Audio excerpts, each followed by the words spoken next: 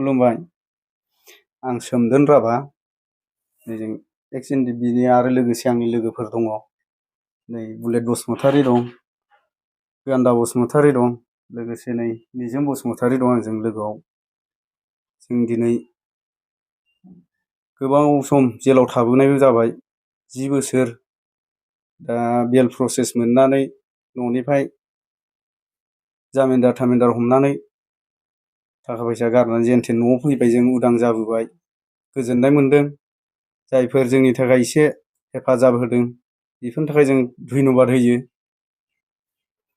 दा बेखौनो सानो जोंहा दा न'आव दंफैबाबो माखासे सोलिनो मानो उसुबिदा जानानै दं। बाहेरायाव ओंखारनो हाया, सोरबा ससे थांनोबाबो जोंहा साइकेलबो गैया, न' बांबो गैयि जानानै दं। बेराफारसे बेफोरबायदि समस्यायाव गोलैना दं आरो। नोंथांमोना बावैसो सान सिगां जोबथेसालिनिफ्राय बेल मोननानै उदां जाबाय। दा नोंथाङा बुंबाय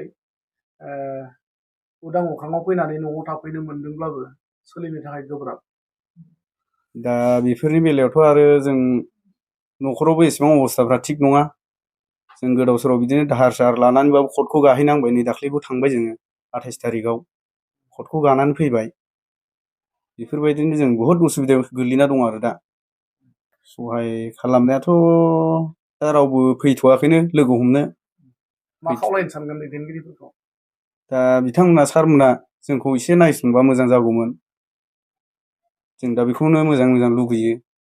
एसे एनै कर्टआव थांनाय मानाय, जोंहा खरस थांनाय मानाय बेफोरखौ एसे सुफुंना होनाय बायदि जों बेखौनो लुगैयो।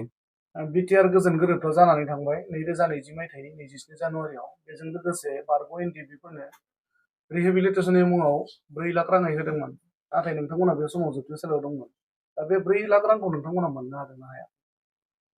मोननायाथ' माखासेया मोननाय बायदियानो, खिन्थु आंनिया जाथ'वाखै। दा बेफोरखौ प्रसेसआव दं नामा बेखौ एसे नायबावनोसै। बेखौ जों नेबाय थानोसै आरो।